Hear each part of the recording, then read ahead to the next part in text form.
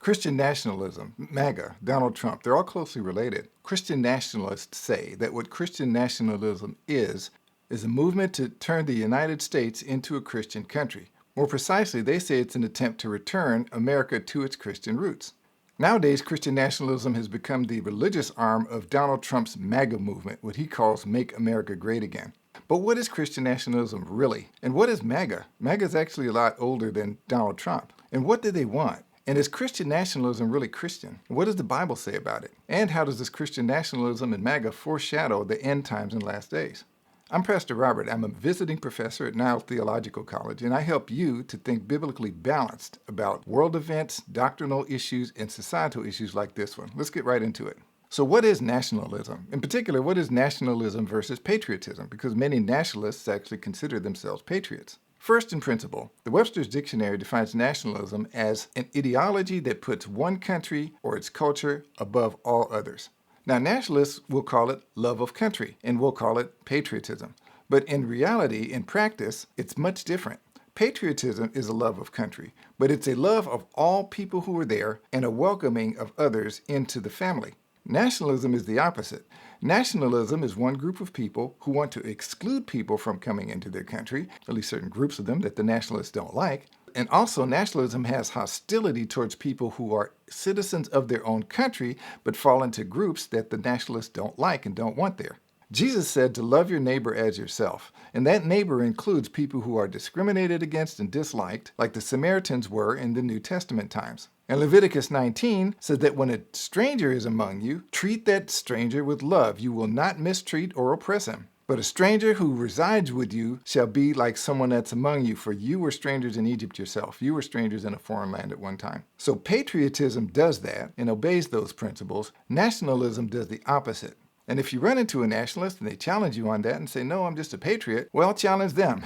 Ask them to name one nationalist movement or country that was not exclusivist and hostile towards certain groups of people that they didn't like, including immigrants, at least certain groups of them. That includes Nazi Germany, it includes Italy during World War II, and after that in Spain, it includes Hindu nationalism in India today, and all nationalist groups in Europe at this current time. And ask them to name one that isn't hostile towards certain groups and ethnicities and nationalities of people they don't like. They won't be able to do it. In fact, a pastor on Facebook blocked me when I challenged him to do that because he couldn't name one and he didn't like me saying it. So don't be surprised if that's the result, but they won't be able to do it. Now, there's one important thing that critics of nationalism, and the right to criticize it, but that critics of nationalism almost always overlook, and that is that nationalism often leverages a worthy cause or an actual abuse to gain its power. So in Nazi Germany, what Adolf Hitler did was he leveraged the fact that the Allies, after World War I, had badly abused Germany and caused such terrible economic hardship that food was more expensive by the time you got to the front of a grocery line than it was when you got in line. The inflation was that bad. Also, they had trampled down Germany's sense of self-respect and dignity. Hitler leveraged that into a monstrous regime. Likewise, Christian nationalists in the United States are responding to genuine secular attacks against Christianity, and that includes very aggressive atheism. It includes mockery of Christianity in the public square, in the media, by the extreme left, and other blatant disrespect for God, for Jesus Christ, for the Bible, for the church in American society today from those sectors. So those are real problems and hostility that's going on. The problem is that nationalism morphs and changes that response to actual wrong into something very ugly itself. And it does this in two ways. First, noble slogans that they start with are abandoned, and then they start using these slogans in order to actually abuse other people and to justify wrongs. So in Nazi Germany, it was morphed into a global war and a Holocaust against Jews. And years ago in the United States and under Joe McCarthy, there was a genuine concern about communism. But Joe McCarthy transformed that into a very ugly persecution of people that he didn't like for other reasons, and a lot of false accusations of people being communists, and ruined a lot of people's lives. And today's nationalists, including Christian nationalists, do similar things. Christian nationalists in particular will lump in anything that attempts to address real, genuine race issues in this country and call it all Marxism or communism or socialism, and it's not. It's biblically sound and it's morally right to address and correct those problems. The second way that nationalism morphs into something ugly is to have a growing focus on what they call enemies within. Not enemies outside, but enemies within their own country. Groups that they don't like in particular are labeled as enemies. Donald Trump is starting to do that now. He's doing that to anyone who opposes him, anyone who thinks differently than he does, anyone has opposite views on issues of policy. There's the demonization of those who are different. Jews in Nazi Germany, or the Hutus doing that to the Tutsis in Rwanda, Hindus doing that to Christians and Muslims in India, and European nations doing that to foreigners and immigrants, and Americans doing it now to immigrants. And this enemies from within focus comes up with some very bizarre and very hostile conspiracy theories like deep state or anti-vax or election denial in the case of Donald Trump and many of his followers, or a long list of alleged dangers that immigrants pose onto the society they're immigrating into.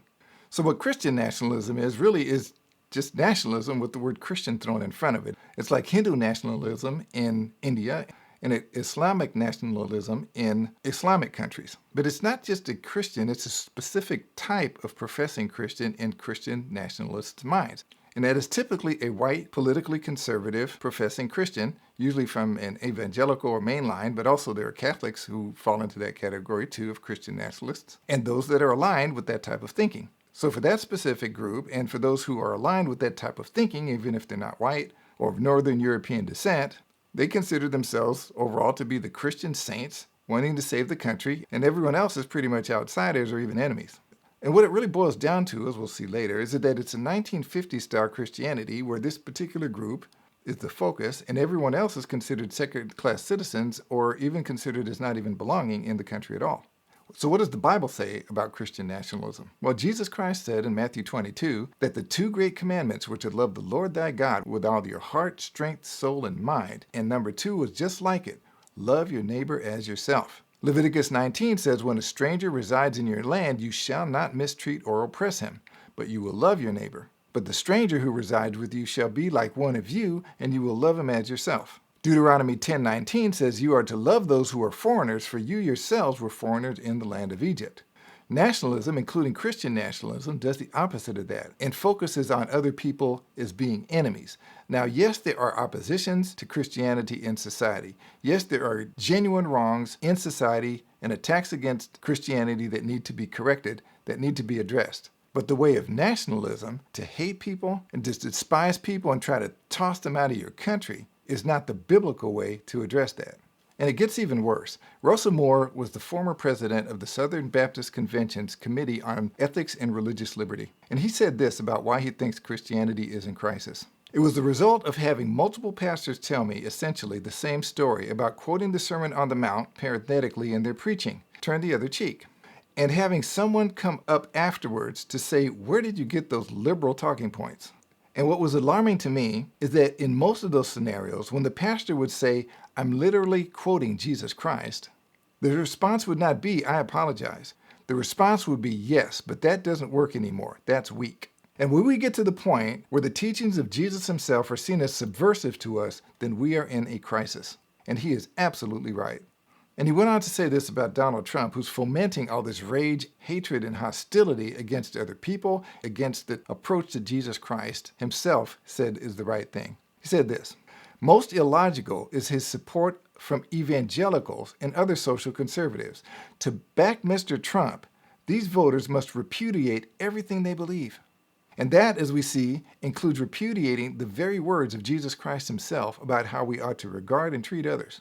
Christian nationalists, in fact, have even gone as far as to join other MAGAs to try to overthrow the U.S. government when Donald Trump lost the election. And many of them even wanted to kill his vice president, Michael Pence. And one really concerning thing is that you will not see any of this mentioned on conservative Christian media, including YouTube channels. Try going to conservative Christian YouTube channels and finding anything about January 6th at all. It's as if it didn't even happen. And it was a terrible event, and it was not a godly event. It was an event of God's enemy. Try finding anything on any of those channels that will hold Donald Trump to account or examine him the same way that they examine the other side, the far left, for the far left's wrongs. And yes, they have wrongs, but try to find anything on any of those channels, in any of the media, in any of the magazines, that really hold Donald Trump, MAGA, and Christian nationalism to the same account that they hold the sins on the other side.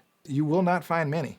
And that is a very concerning thing, and it's a very dangerous thing for our nation and for Christianity in America from God's perspective, because God does judge people, and he does judge his own people when his own people go astray like this.